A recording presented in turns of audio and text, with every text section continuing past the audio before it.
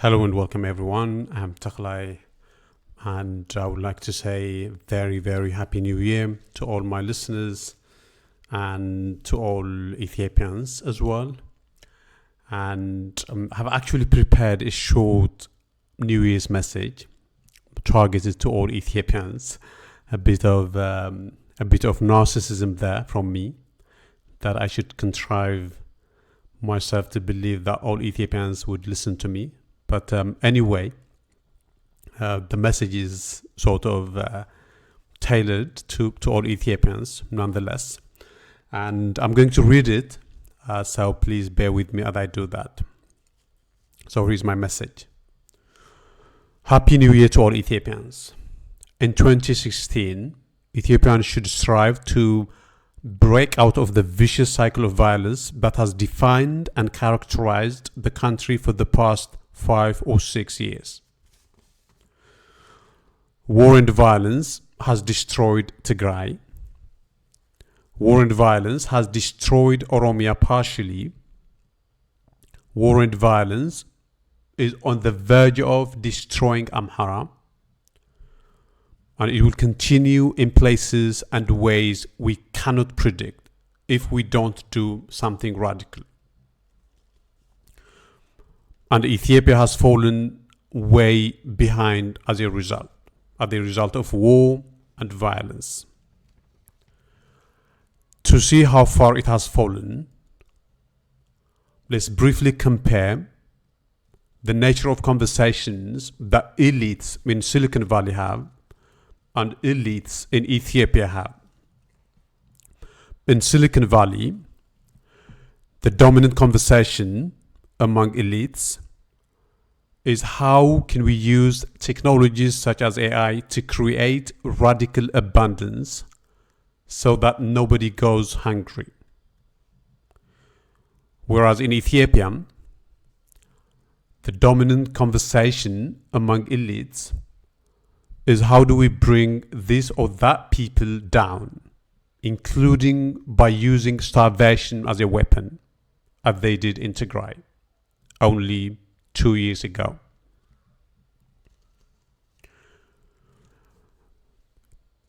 These conversations couldn't be more different in their nature, and they are perfect reflections of where Ethiopia is in relation to where Silicon Valley and the rest of the civilized world is. But Ethiopia should strive to become more like Silicon Valley. But the journey from where Ethiopia is today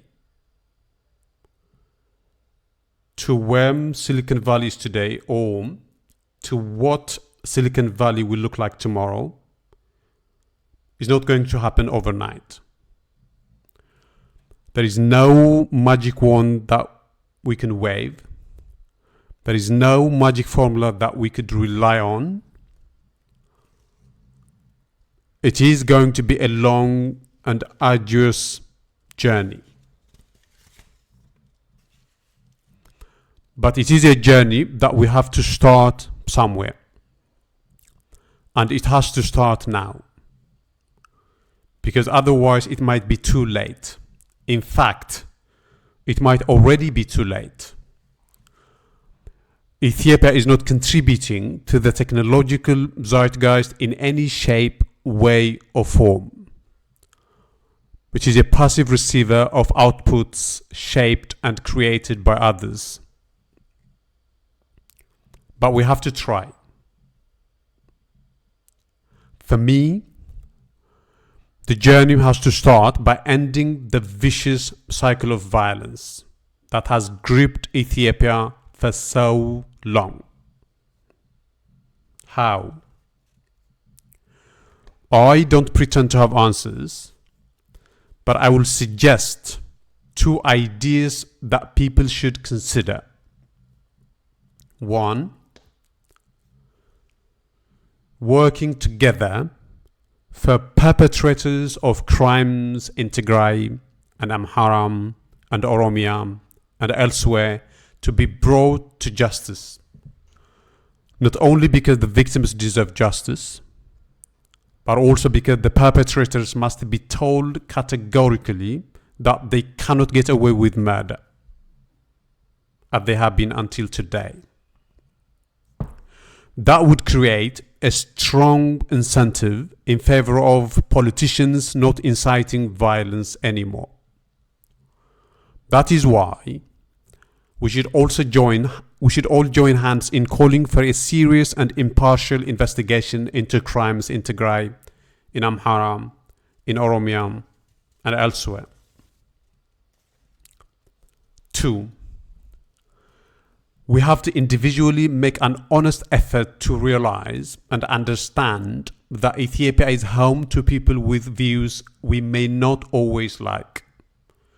It is easy to mindlessly say things like diversity is beautiful, or disagreement is good, or that Ethiopia is home to many ethnicities. We have to really take the time to understand and internalize what they really mean.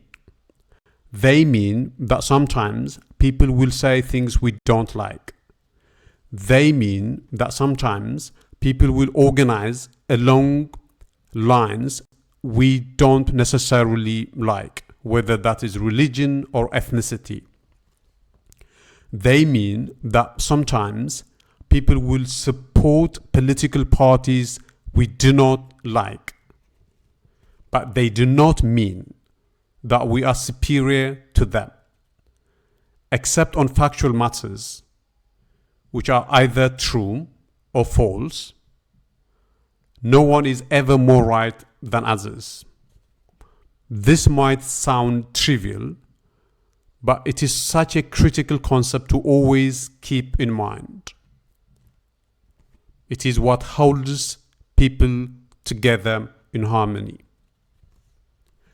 People who gravitate towards what is called ethnic nationalism or independence are not evil. They just have different views. Nor are people who prefer a centralized or unitary arrangement.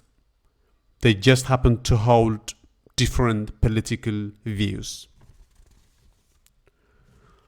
I'm sure that there are many more things that we can and should do to end the cycle of violence, but these two are a good starting positions. And they are my New Year's message for today.